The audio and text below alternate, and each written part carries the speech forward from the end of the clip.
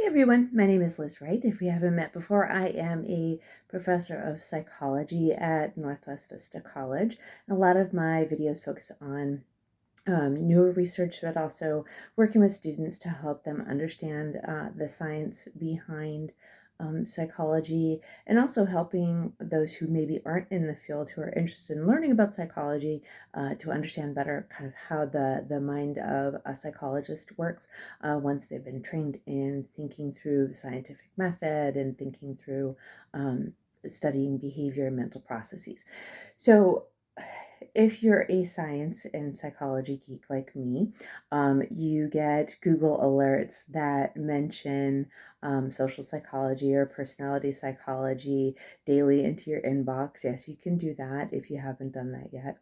And one of the articles that popped up was from Psychology Today, which I remember being a high school student and being maybe a freshman and sophomore in college. I had a subscription, a paper subscription, let's not talk about that date, of to Psychology Today, and I would get it and be so excited to read it.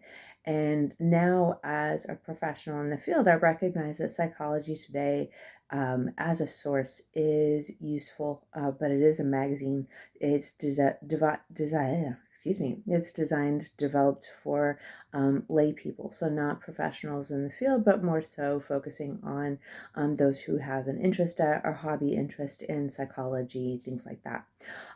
So this article was a secondary source, so the author was summarizing a primary source of research study done by researchers about children's sleep schedules and their ability to control their frustration tolerance, or their ability to control their frustration abilities. And so it was interesting because the researchers used wearable tech, which is pretty cool. So they had, kind of the watches that will assess your sleeping, and they had the children use those and wear those. And historically, when we studied children's sleep, we asked parents. So it was parent report. What time did you put them to bed? Before you went to bed, were they still awake? Things like that. But now we've got this technology that is, able to tell us when breathing patterns are different, and when the body indicates through heat and through breathing that it is sleep and what stage of sleep it's in. So it's pretty cool that we can now, outside of a laboratory, study human sleep with a wearable technology. Now, we also know that the wearable technology is not as good as doing sleep studies in a laboratory environment, that there can be challenges with it, but it's definitely a useful strategy in terms of gathering specific data. So they had the children using wearable tech to figure out if they had a pretty much consistent sleep and wake schedule. And what they found was, well, hold on, I'm getting ahead of myself. So another thing that they did that was very interesting was that rather than ask for a parent report of the child's frustration and their ability to regulate their emotions throughout the day, rather than having the parents journal about that or write that down, they asked the parents to bring the children into the lab, and they would assess their ability to control their emotions, their self-regulation, through tasks that typically make us frustrated.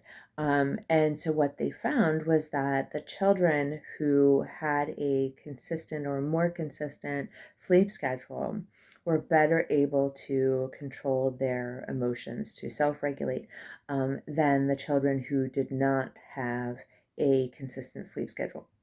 And so on the surface, this is really interesting information. This is interesting for parents. This is interesting for teachers. This is interesting for Psychologists, especially, counselors who are working with children who demonstrate, low frustration tolerance, we can take a look at their sleep schedule and try to figure out, okay, is sleep impacting the child's ability to regulate their emotions? And, if they're not on a consistent sleep schedule, then let's try putting them on a consistent sleep schedule and see if that helps with their ability to self-regulate. But we also need to keep in mind that there's multiple factors, or what we could call confounds, in this research that maybe weren't observed, that could have impacted the child's ability to self-regulate. We do know that self-regulation is related to brain functioning. And so there's going to be maturation or age differences, um, age, but also the brain's, whether or not the brain has matured in a certain way to a certain age group, etc. We do know that there are sex differences in self-regulation abilities in terms of maturation and when that maturation occurs. So we would definitely, as a researcher, want to take a look at this primary source instead of just focusing on the secondary source and say, okay, did they take sex of the child into account? Did they take into account socioeconomic factors that might influence whether or not the families maybe could do a consistent sleep schedule? If you've got one parent who works an inconsistent schedule themselves, it might be challenging for them to have their child have a consistent sleep schedule.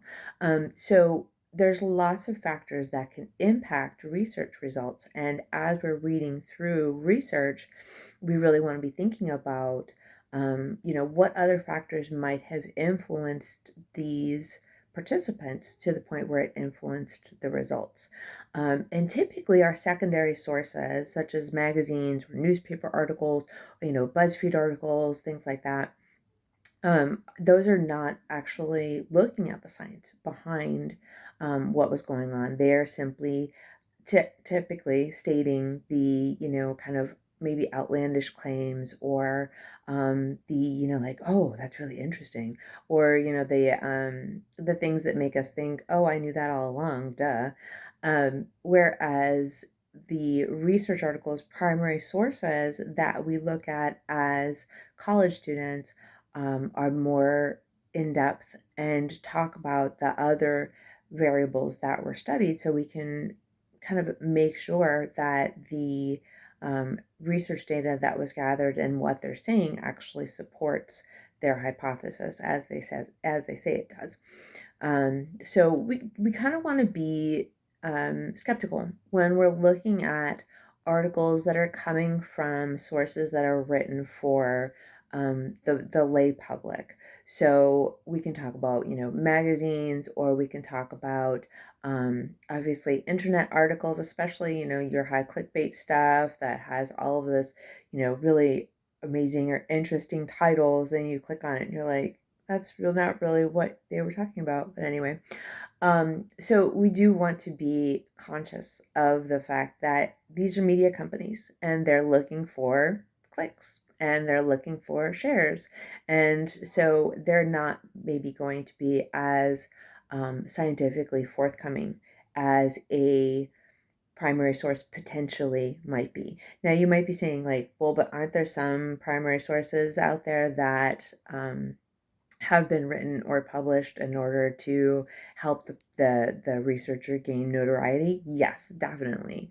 But they are much less likely to be found than our easy ability to find maybe a magazine article or a website that's going to post like the really interesting stuff and not really focus on the science as much. So as we're looking around at the world, we're looking around at the news, we really want to be critical of, but where did you get this data from? I want to look at that actual source and go back to that original source to see how was this assessed, and If you understand the statistics, what were the statistics, what were the actual results, and how significant or statistically significant were those results. Hope you enjoyed Talk by Talk today. I will be back with some more talk about research in the media. Thanks.